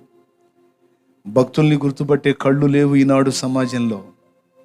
నవనాగరికతలో దేవుడు జోక్యం చేసుకుని వాళ్ళని వెలిగించకపోతే, నా మట్టుకు నేను చెప్తున్నా, పాత తరపు భక్తుల భక్తి జీవితం నన్నెంతో ప్రభావితం చేసింది. నేను చెప్తున్నా, నవనాగరికతలో వచ్చింది కాదు, పాత తరపు భక్తుల యొక్క ఆత్మీయ అనుభవాలు నన్నెంతో ప్రభావితం చేసినాయి. ఇప్పుడున్న ఫ్యాషన్ వాళ్ళని వెతుక్కోవాలని నేను ఆనాటి ఆ మాధుర్యాన్ని వంట పట్టించుకున్నాను బాగా. ఈరోజు నా పరవశానికి, నా ఆనందానికి, నా తన్మయత్వానికి అదే కారణం. నిండు మనసుతో పాడుకుంటా. నాకు పాటలు ఇచ్చాడు దేవుడు, అవి పాడుకోవడానికి ఇష్టపడను. నాకు దేవుడిచ్చిన పాటలు కోరి పాడించుకునే వాళ్ళు కొంతమంది ఉన్నారు. అవన్నీ అన్యుల కోసం అన్నట్లు నేను వాళ్ళని టార్గెట్ చేస్తూ కొన్ని పాటలు తయారు చేశాను. అన్యులు ఏంటంటే శ్రావ్యమైన స్వరం, మంచి డెప్త్తో కూడిన పదజాలం ఇష్టపడతారు. సో వాళ్ళని దృష్టిలో పెట్టుకొని నేను పాటలు తయారు చేశాను. దేవుడు నాకు ఇచ్చిన జ్ఞానంతో, దేవుని కృపతో. ఆత్మ సంబంధంగా సంఘంలో పాడుకోవటానికి భక్తులందరి నేను పాడుతాను. ముఖ్యంగా దైవజనులు యేసన్న గారి పాటలు నేను ఎక్కువ పాడటానికి ఇష్టపడతాను. ఇప్పుడు మరి ఆయన పాటలు పాడాలి. ఆయన ద్వారా దేవుడు తనకు మహిమ తెచ్చుకున్నాడు. నా రక్షణ వెనుక దేవుడు ఆయన్ని వాడుకున్నాడు. గనుక ఈరోజు కూడా ఆ భక్తుని యొక్క అడుగు జాడలు నేను విడిచిపెట్టలేదు. ఆయన వేసిన అడుగులలో శ్రేష్టమైన అడుగులన్నిటినీ నా జ్ఞాపకాల్లో పెట్టుకొని, మా నాయన చెప్పాడు అని కాదు, నా మట్టుకు నేను కూడా ప్రాక్టికల్గా అనుభవించి చూశాను. ఆ తన్వయత్వంతో, పరవశంతో పులకించి పాడుతూ ఉంటే నేను సైతం ఆ మధురమైన అనుభవాలు పొందాను. మీలో ఎంతమంది ఉన్నారు అలాంటి అనుభవాలు, అనుభూతులు పొందిన వాళ్ళు? ఈ లైవ్లో చూస్తున్న వాళ్ళల్లో కూడా చాలామంది ఉంటారు. వాళ్ళు కూడా సాక్ష్యం ఇస్తారు, నేను కూడా అందులో ఒకడిని, అందులో ఒక్కరితెను అని. మరి ఈనాడు ఏది? చల్లారిపోయింది, ఈ కాబోతులాగా మారిపోయింది. ఆ స్పర్శ లేదు. జ్యోతిర్మయుడా అని ప్రశంసించిన, కృపాసత్య సంపూర్ణుడా అని కీర్తించిన, సర్వాధికారి అని ప్రశంసించిన, త్రియేక దేవుడా అని ప్రస్తుతించిన, నా యేసు రాజా అని ఎలుగెత్తి కీర్తించిన ఒక అద్భుతమైన మాధుర్యం. అది ఆ మహనీయునికి, అపర దావీదుగా ఆయనకి ఇచ్చిన దేవుని కృపా వరం. హల్లెలూయా, హల్లెలూయా. బుక్కు పట్టుకోకుండా ఆయన పాడిన పాటలన్నీ దాదాపు పాడటానికి దేవుడు నా కృపనిచ్చాడు. మొత్తం భక్తుల పాటలంటే పిచ్చి. నా వ్యక్తిగత ప్రార్థనలో కూడా ఈ పాడుకొని నేను దేవునికి సమీపం అవుతాను. భక్తులు రాసిన పాటల్లో, ఆయన పాటల్లో, నా జీవం నీ కృపలో దాచితివే, నా జీవిత కాలమంతా ప్రభువా నీవే నా ఆశ్రయం, ఆశ్రయం అని. మన ఆత్మీయ జీవిత ప్రయాణం అంతా ఆ పాటలో ఉంటుంది. ఎవరికి తెలుసండి? ఎవరికి తెలుసు? ఇప్పుడు దాన్ని పట్టించుకునేవాడు ఎవడు అసలు? కాబట్టి మనం మళ్ళా చైతన్యం పొందుదాం. భక్తుల యొక్క ఆత్మీయ అనుభవాలను మనం పుణికి పుచ్చుకుంటే తప్ప దేవుడు మనకు అందడో. ఆయనకు సమీపంలోకి వెళ్ళాలంటే గొంతుకతో గాక నాభిలో నుండి పాట రావాలి, గుండె లోతుల్లోంచి రావాలి. ఆరాధన, స్తుతి గొప్పదా, ఆరాధన గొప్పదా? మీరు చెప్పండి. ఒక చిన్న ప్రశ్న. స్తుతి గొప్పదా, ఆరాధన గొప్పదా? నాగేశ్వరరావు తెలివిగా సమాధానం చెప్పాడు, స్తుతితో కూడిన ఆరాధన గొప్పదని. దేవునికి స్తోత్రం కలుగును గాక. హల్లెలూయా, హల్లెలూయా.